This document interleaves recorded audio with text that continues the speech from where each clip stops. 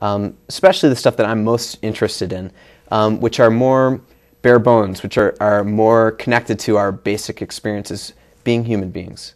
So you call your meditation the Jewish mindfulness meditation. Yeah. Is there like an exercise that our audience could try at home, or maybe try after the program or tomorrow, to help them mindfully meditate? Yeah, absolutely. The great thing about mindfulness practice is that it's accessible at all times. It's available wherever we're at. We can bring our awareness into the present moment. It says in the book of Psalms, "B'chol derchecha dayehu," in all your ways you should know God. So in anything we do, we can have an awareness of the larger picture, the larger context, no matter what your theology is. And so one thing we could do, I love coffee, so one mindfulness practice that I recommend to people is when you have your morning coffee or your tea, whatever it might be, just drink the coffee. Mm-hmm. Just breathe and smell it.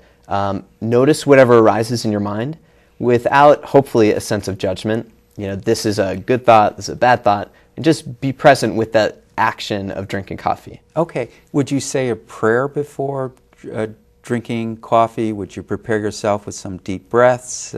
Yeah, that's a great question, which I think connects to how this is a Jewish practice. So in Judaism, the rabbis teach us that one should say 100 blessings a day. And traditionally speaking, Jews have a blessing practice, which is to say before eating anything, after using the bathroom, upon seeing beautiful things, people, crowds. There are blessings, traditional blessings associated with all these things. So when I would drink the coffee and do mindful coffee drinking, I would say the blessing that I would always say, and ideally that blessing would allow me to bring my awareness into the act of drinking, and to use the Hasidic language, which is drawing from an older Kabbalistic language, to raise the sparks in that coffee. Does the older Kabbalistic language actually say raise the sparks, or is that an interpretation? No, that's really what it says. Mm-hmm. There was the idea, and this goes back to somebody named Isaac Luria, the Ari, who was one of the premier Kabbalistic thinkers in 15th century Spain and then northern Israel and Tzfat. And this goes back to how he understood the world being created, and that it ended up being that there are divine sparks contained in everything, surrounded by a klipa, a shell.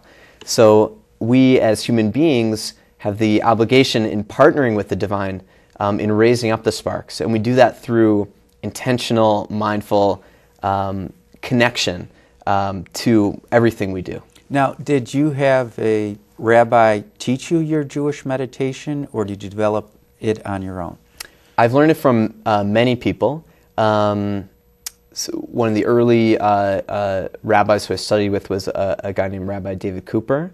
Another teacher of mine who I connect with very strongly is Rabbi Alan Liu, who also has a strong background in Zen meditation. Most recently, I've really been studying with Sylvia Borstein, who is a very senior Vipassana Buddhist teacher, who's a lifelong practicing Jew and has been instrumental in bringing mindfulness practice and awareness practice into the Jewish community. And how does the more Orthodox Hasidic community look at people, Jews, who are meditating? It really varies.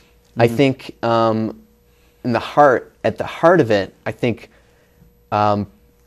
observant Jews place a strong emphasis on following Jewish law.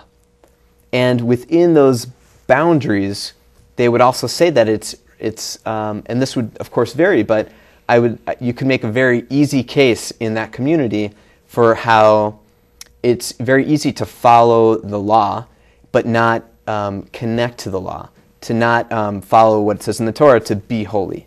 Mm-hmm. Because you can live as a Jew and have a kind of a checklist All right, I said my prayers this morning in public. I did that.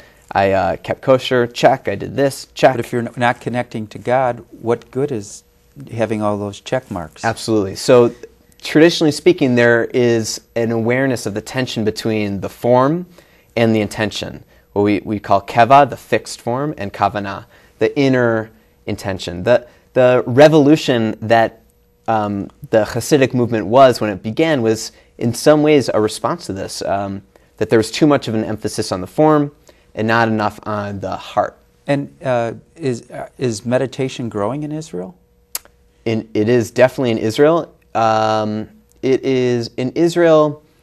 It's interesting because, like in America, there are many, many people who are connecting to Buddhist meditation.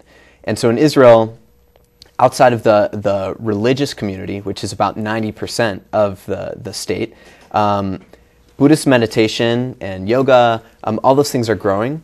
And only somewhat recently, outside of the Orthodox community, has Jewish meditation been growing. And within the Orthodox community in Israel, I don't really know, but I think that there are still groups who practice what would be called meditation.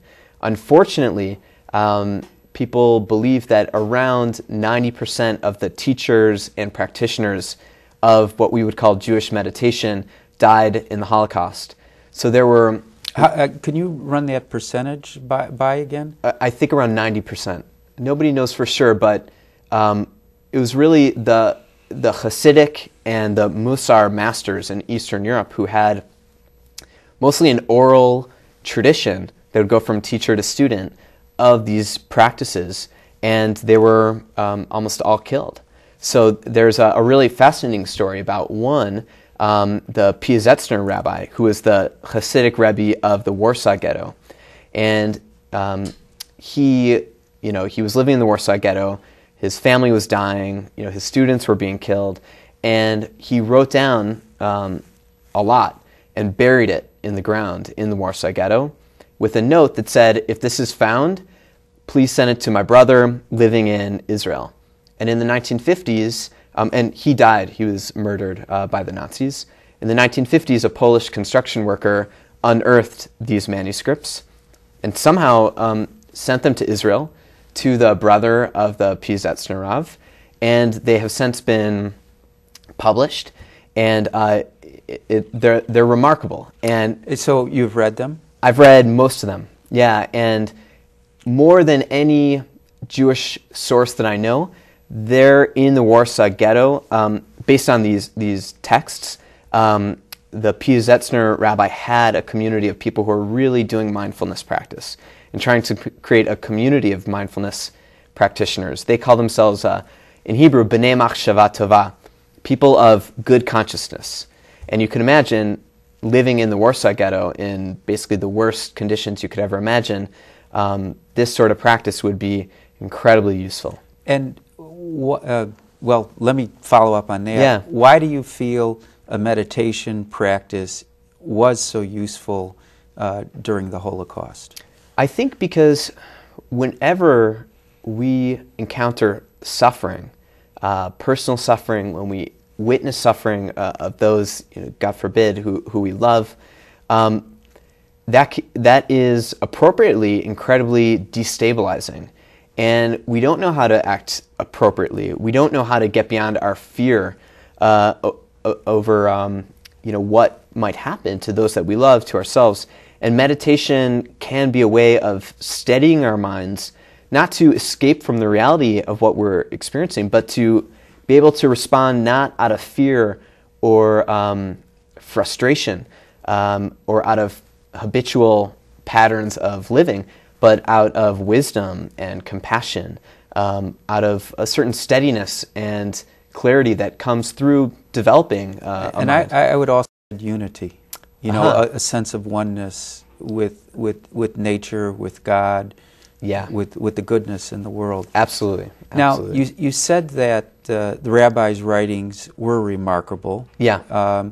What did you find remarkable and helpful in the rabbi's